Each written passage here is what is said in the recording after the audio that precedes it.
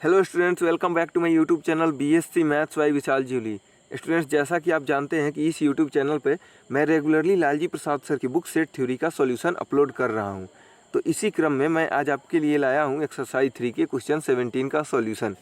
तो इससे पहले मैंने एक्सरसाइज 1 और एक्सरसाइज 2 का पूरा सॉल्यूशन इसी चैनल पे अपलोड कर दिया है। साथ ही मैंने एक्सरसाइज 3 का भी 1 से लेकर 16 तक का सॉल्यूशन इसी चैनल पे अपलोड किया है, जिसका लिंक मैं आपको वीडियो के नीचे डिस्क्रिप्शन बॉक्स में दे दूंगा। वहाँ से जाके आप उन प्लेलिस्ट में देख सकते हैं। हर एक क्वेश्चन का अलग अलग सॉल्यूशन किया हुआ है। वहाँ से आपको जिस क्वेश्चन का भी सॉल्यूशन स्पेसिफिक चाहिए, वहाँ से उस क्वेश्चन का आपको सॉल्यूशन मिल जाएगा। तो चलिए देखते हैं क्वेश्चन नंबर 17 का सॉल्यूशन। क्वेश्चन 17 बहुत ही इंपॉर्टेंट क्वेश्चन है और ये हमारा 5 से 6 बार आपको पूछा जा चुका है एग्जाम में, ऑनर्स पेपर में। तो इसलिए बहुत ज़्यादा इंपॉर्टेंट ये क्वेश्चन हो जाता है। तो चलिए देखते हैं कि कैसे हम इसको बनाएंगे। सबसे पहले क्वेश्चन हमारा दिया गया है कि if A B C B 3 sets, A B C अगर 3 सेट है जहाँ पे ए नॉट इक्वल टू 5 है, बी नॉट इक्वल टू 5 है, मतलब ए और बी एम्प्टी सेट नहीं है, and A cross B union B cross A equals to C cross C दिया गया है। तो हमें प्रूफ क्या करना है कि A equals to B equal to C. तो सबसे पहले हम देखेंगे कि हमें जो दिया गया है उससे कुछ रिलेशन निकल के आता है कि नहीं आता है।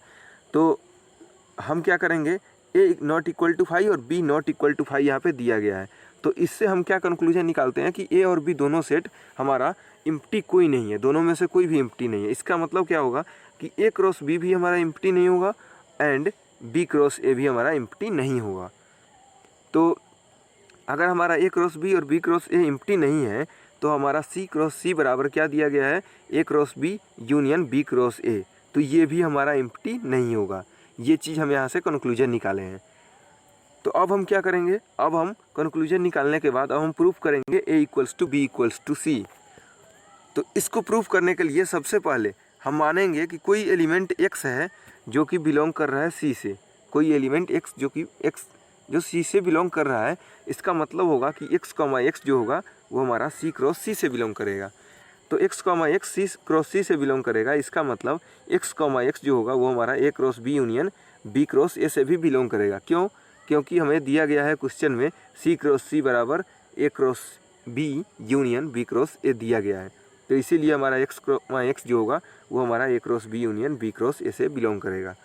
तो अगर हमारा x comma x A cross B union B cross A से बिलोंग कर रहा है, इसका मतलब होगा कि हमारा जो एक्स कॉमा एक्स होगा वो हमारा या तो ए क्रॉस बी से बिलोंग करेगा या फिर x comma x B cross A से बिलोंग करेगा। तो अगर हमारा x comma x A cross B से बिलोंग करेगा तो इसका मतलब होगा एक्स ए से बिलोंग करेगा और फिर यहाँ पे एक्स बी से बिलोंग करेगा। फिर ठीक वैसे ही यहाँ पे भी एक्स हमारा बी से बिलोंग करेगा और एक्स यहाँ पे ए से बिलोंग करेगा। इसका मतलब क्या हुआ कि एक्स हमारा ए से बिलोंग करेगा और फिर एक्स हमारा बी से बिलोंग करेगा। तो हम यहाँ पे ऊपर लेके चले थे कि एक्स सी से बिलोंग कर रहा है, लेकिन हमारा कंक्लूजन आ गया कि एक्स हमारा ए से बिलोंग कर रहा है और फिर एक्स हमारा बी से बिलोंग कर रहा है। तो हमें क्या मिला है, X belongs to C then implies x belongs to A. सबसे पहले हमें ये चीज़ मिला है। इसका मतलब क्या होगा कि हमारा सी जो होगा वो हमारा ए का सबसेट होगा। सिमिलरली एक्स बिलोंग्स टू सी यहाँ पे मान के चले थे और नीचे आ गया था एक्स बिलोंग्स टू बी। इसका मतलब होगा x belongs to C then implies x belongs to B. इसका मतलब क्या होगा कि सी हमारा जो है वो हमारा बी का सबसेट है। तो हम यहाँ पे इस दोनों में से देख रहे हैं कि सी हमारा ए का सबसेट है एंड सी हमारा बी का सबसेट है। इसको हम मानेंगे फर्स्ट इक्वेशन। एगेन हम क्या करेंगे, अब हम मान लेंगे कि एक्स हमारा ए से बिलोंग कर रहा है एंड वाई हमारा बी से बिलोंग कर रहा है। क्यों? क्योंकि हमें दिया गया है क्वेश्चन में कि ए बराबर 5 नहीं है और फिर बी बराबर 5 नहीं है। इसीलिए 5 अगर नहीं है तो कोई ना कोई एलिमेंट तो बिलोंग कर रहा होगा दोनों सेट से। तो मान ले रहे हैं कि एक्स हमारा ए से बिलोंग कर रहा है और वाई हमारा बी से बिलोंग कर रहा है। इसका मतलब क्या हुआ कि एक्स कॉमा वाई जो होगा हमारा वो ए क्रॉस बी से बिलोंग करेगा। तो एक्स कॉमा वाई अगर ए क्रॉस बी से बिलोंग कर रहा है, इसका मतलब एक्स कॉमा वाई जो होगा हमारा A cross B union B cross A से बिलोंग करेगा। जो जहाँ पे हमारा बी क्रॉस ए कोई भी हमारा सेट है जिसको हम जानते भी नहीं हैं। तो हम कैसे यहाँ पे ये चीज़ बोल दे रहे हैं, क्योंकि हम जानते हैं कि अगर एक्स जो है हमारा ए से बिलोंग कर रहा है तो हमारा एक्स जो होगा वो हमारा उस ए के साथ कोई भी सेट का यूनियन ले रहे हैं तो उससे भी बिलोंग करेगा। इसीलिए हम यहाँ पे ये चीज़ कह पा रहे हैं। तो एक्स कॉमा वाई हमारा A cross B union B cross A से बिलोंग कर रहा है। इसका मतलब है कि एक्स कॉमा वाई जो है हमारा सी क्रॉस सी से बिलोंग कर रहा है, क्योंकि हमें क्वेश्चन में दे दिया गया था कि A cross B union B cross A का मान हमारा सी क्रॉस सी के बराबर है। तो एक्स कॉमा वाई जो हमारा सी क्रॉस सी से बिलोंग कर रहा है। इसका मतलब होगा कि एक्स हमारा सी से बिलोंग कर रहा है एंड एक्स वाई हमारा सी से बिलोंग कर रहा है। तो ऊपर हम मान के चले थे कि एक्स ए से बिलोंग कर रहा है, लेकिन नीचे हमारा आ गया कि एक्स हमारा सी से बिलोंग कर रहा है। तो X belongs to A then implies x belongs to C. इसका मतलब होता है कि ए हमारा सी का सबसेट है।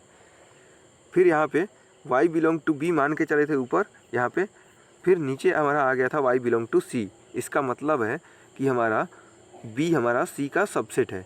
तो हमें फर्स्ट और यहाँ पे इस दोनों से हमारा आ गया कि a हमारा c का सबसेट है और b हमारा c का सबसेट है।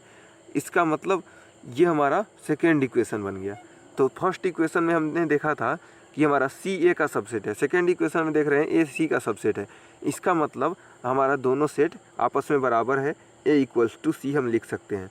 फिर फर्स्ट इक्वेशन में हमने देखा था सी बी का सबसेट था और सेकेंड इक्वेशन में बी सी का सबसेट था, मतलब दोनों सेट एक दूसरे का सबसेट था। तो हम यहाँ पे लिख सकते हैं बी इक्वल्स टू सी। तो हम यहाँ पे देख रहे हैं कि A equals to C and यहाँ पे देख रहे हैं बी इक्वल्स टू सी। तो इसीलिए हम यहाँ पे लिख सकते हैं A equals to B equals to C. तो ये हमारा थ्योरम प्रूफ हो गया।